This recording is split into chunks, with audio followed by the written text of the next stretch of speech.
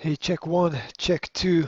It's G from the Academy bringing you another article as the waves crash down over the seawall and the dogs run uncontrollably up and down the street. Focus. Let's focus. The title of the article is Shocker, Comparing Deaths from Medical Treatment, Vitamins, and All US Wars by John Rappaport. And remember, health is wealth.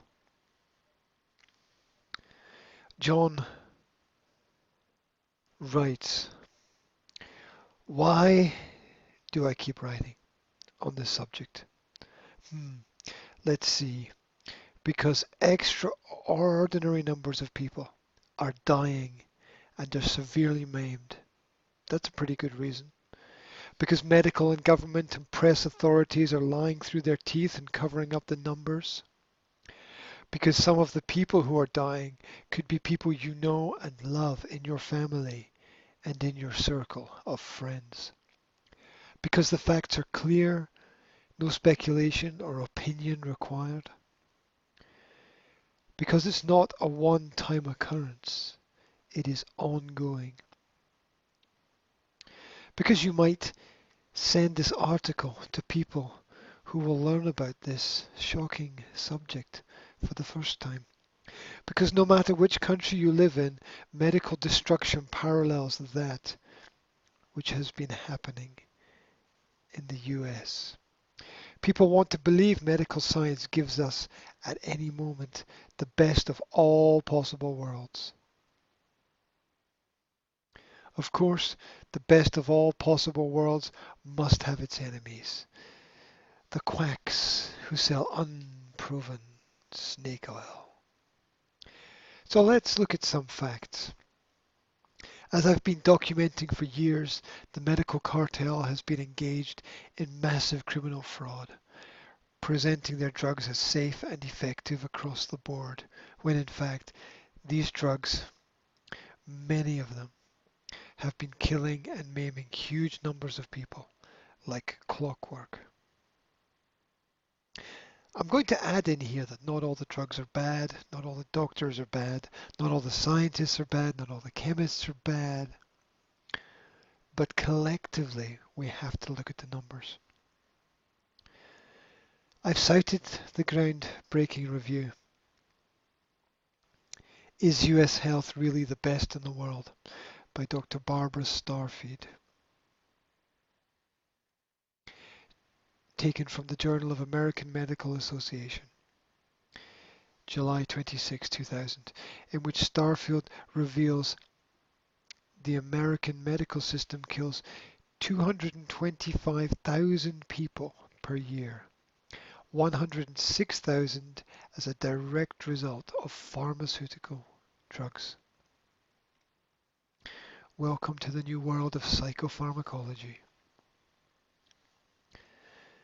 I've now found another study published in the same journal 2 years earlier, April the 15th, 1998. Incidence of adverse drug reactions in hospitalized patients. It too is mind-boggling. The authors, and bear in mind that these reports these are old now.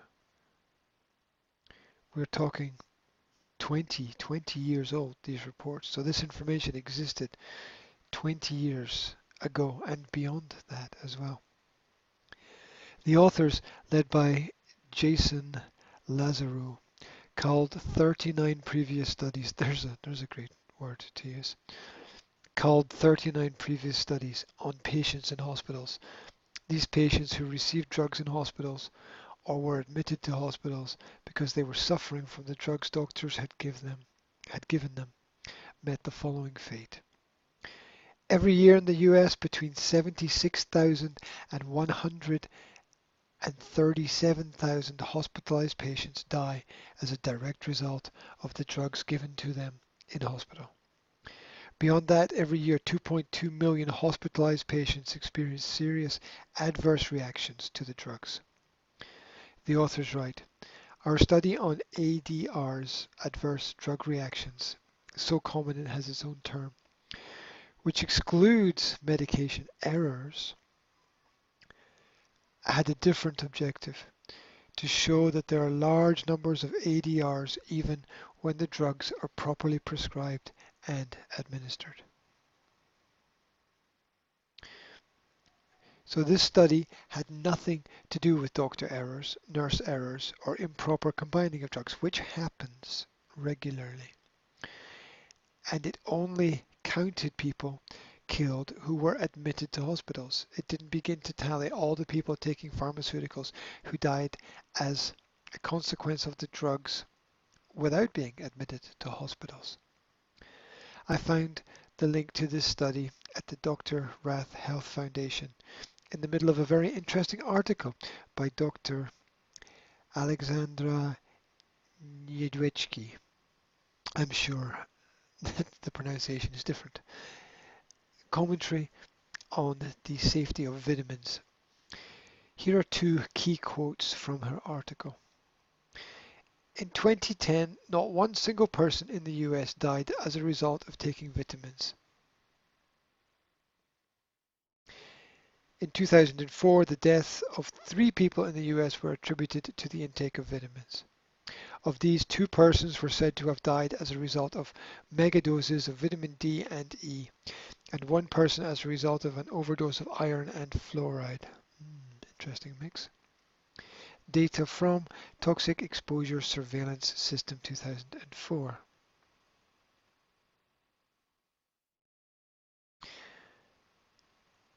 Interesting that that came from the Association of Poison Control Centers.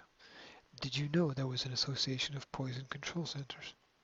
Summing up, no deaths from vitamins 2011 and 3 deaths 2004 from vitamins, iron and fluoride. 106,000 deaths every year from pharmaceutical drugs. Between 76,000 and 137,000 deaths from pharmaceutical drugs every year in hospitalized patients. As we know, and as the media points out consistently, one death is a tragedy. 1,000 deaths becomes a statistic. People can't register it in their minds. The FDA and its quackbuster allies.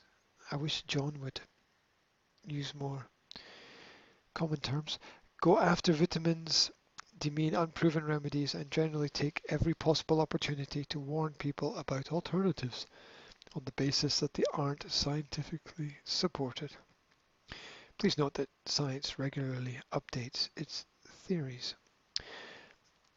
Meanwhile, the very drugs these mobsters are promoting and certifying as safe and effective, safe and effective, safe and effective. Yeah, you look at the terminology of what that really means. Go and look it up. Go and look it up and see what can be classed as safe and effective. Promoting drugs. They are promoting drugs that are killing and maiming people at a staggering rate. The masses are treated to non-stop PR on the glories of the US medical system. Please consider how many hospital dramas appear in media such as television, film, radio, etc. In the Wikipedia entry, US military casualties of war, the grand total of all military deaths in the history of the country of the United States, starting with the Revolutionary War, is 1,312,612. In any given 10 years of modern medical treatment, do the mathematics, there are 2,250,000 deaths. Consider how much suppression is necessary to keep the latter number under wraps. Consider how much suppression is necessary to keep the latter number under wraps.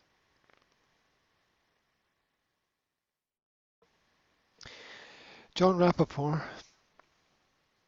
is an award-winning journalist who has been nominated for many major international prizes.